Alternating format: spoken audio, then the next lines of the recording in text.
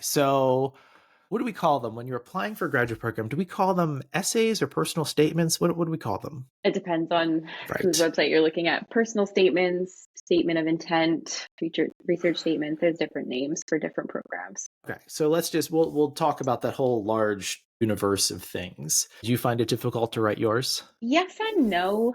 I found it difficult to start. I Yeah. think I didn't know where to start or Yeah. kind of how to start. Yeah. Some universities will post examples. So if you can, or I mean, you can Google them too. I don't know how good those will be quality wise, but some universities actually have examples on their website of what they're looking for, which can be helpful just for the kind of content you want to include. Usually they're really short, like a page or two. So I think one of the things that I found really difficult was getting started, but then what's important enough to include and how do I make it so concise that I get everything that I want in on like 1 or 2 pages. So I think what I really did to just get started was I just started writing, and it was not 1 or 2 pages, it was pages and pages. And then I took a break and went away from it and then came back and was like, okay, what's important here? What can I cross out? What can I change from being a paragraph into 2 sentences, and try to go from there to kind of cut it down. I think that's 1,000% the way to go, which is like the first draft in quotes, like to just get stuff out. It will not be good. It will not, like writing these types of things. You've never had, you rarely, if ever, have to write things like this.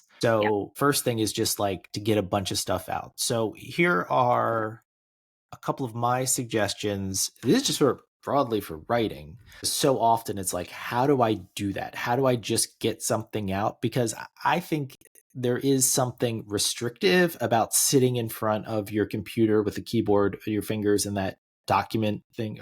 Like there's something about like, I don't even know where to start.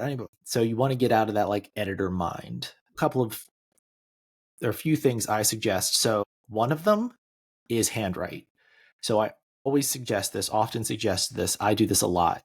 I don't know why, but there's something about if I'm just handwriting, so I'm just getting ideas out, right? So turn down that ego and just get ideas out. That there's something about handwriting that I can just like let stuff come out. So I handwrite lots of stuff, and then so that's step one. And then however you want to get that to your computer, obviously there's lots of different ways. What I've come to do is I will then take what I've handwritten and I'll turn on some sort of voice to text on my computer, and then I'll read it to my computer and I'll type. And obviously it'll make some mistakes, but there's something. So one thing is if you read, it is very quick. So it's not nearly as long, at least for me, as like typing what I'd written. Then there's also something about that process where I will start to then do like a little bit of minor editing or shifting, or go, oh, I didn't hit this topic at all, or wrote two paragraphs on the exact same thing, or whatever. I don't know. There's something about that process where I think at the outset, a lot of us feel like, oh my God, that would be double work to handwrite it and then type it or put it in your computer.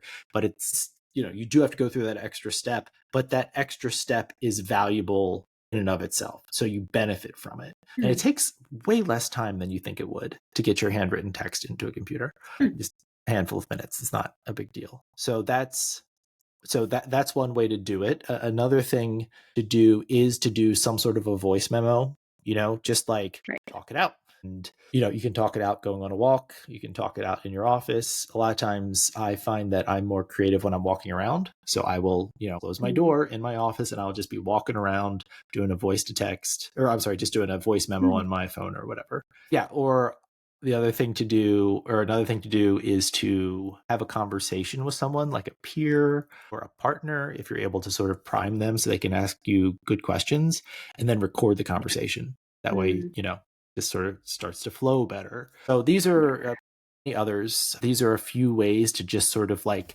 get ideas down and then working on reshaping them. One thing that you said that I think is important to highlight is, it might take a little bit more time, but I think it's worth it, because I think there's something valuable about hearing that out loud and getting to kind of process it that way. And I think that's kind of cool. But if you're worried about the time it takes to change it from writing it in handwriting to typed on your computer, you do not have enough time. Like these statements take time to write. Like you shouldn't be writing them 2 nights before. So it's worth putting that time in. Like I'm an over preparer and I like to be prepared in advance. So I probably started working on them earlier than a lot of people. But I think that was really valuable because I got to write a draft and then wait a week and then go back with fresh eyes and then read it again. Build in time. I think that's really important. Totally. Do. The other thing I was going to say is like you're kind of talking about like a reflection piece in having a conversation with a partner and saying things out loud and kind of hearing it. And I think even before you begin writing, it's really worth taking the time to think about for yourself, regardless of what you write down, what your answers to some of these big questions are. Why am I going to grad school? Why do I want to go into this program? Where do I see myself in a counseling program or a clinical program or whatever? What is it that personally for me is really driving me to do this? Because I think a lot of the places where people struggle with writing these documents is feeling like, I don't know what to write. Well, if you have these motivations that are really strong and you've really thought through them, then you'll have things to write. You'll have a better idea of where you want to go with it. So I think, there's a lot of value in that too. I couldn't agree more. And the one addition that I would make to what you just said is to when you're thinking about it and you're coming up with your reasons and your desires and your future directions and all that sort of stuff, have some way to catalog that. The human brain is terrible for remembering these things. I mean, we all know how it is where it's, you have, I don't need to write this down. I will remember. It's the brain's trick on all of us at you won't do it. You won't. I don't. The amount of things I'm like, oh, I need to remember to talk to so-and-so about this when I see them later. And I see them, it's gone. Right. So you just, so when you're thinking about these things, what I have is I have a little shortcut on my phone that I click on, it opens up a note and I just catalog stuff. And so it does not have to be structured in any way.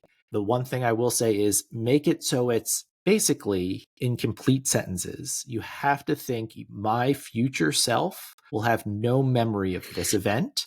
So my future self needs to be able to read this and remember and know what I'm saying. So don't just do 2 words because you won't remember.